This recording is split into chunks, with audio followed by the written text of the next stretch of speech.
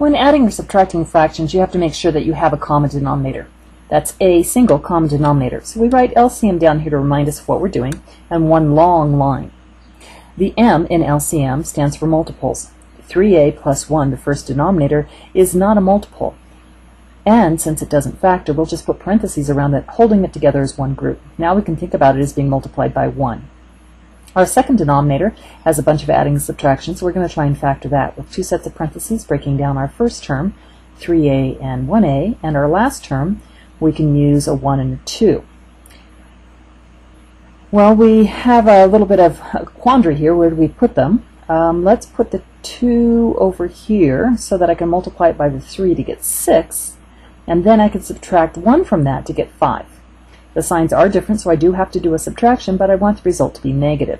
So maybe it's a negative 2 times 3 is negative 6, plus 1a would give us a negative 5a.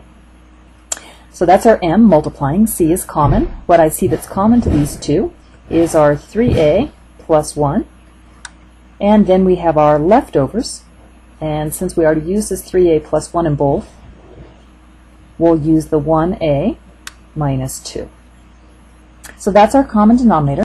So since this is our common denominator, we want both of these denominators to look the same. The second denominator is the same, so we don't need to do any fixing there. But we do have to be aware of that subtraction. The first denominator is missing, the a minus 2. So we put it both in the denominator and in the numerator.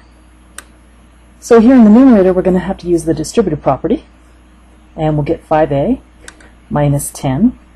And now we have the subtraction. But what we're going to be doing is subtracting everything that follows. What follows is the 4a plus 1. So we have 5a minus 10 in the numerator, and also a negative 4a, and a negative 1. Combining like terms, our 5a minus 4a is a. Our negative 10, subtract 1 more, is negative 11. And in the denominator, we have 3a plus 1 times a minus 2.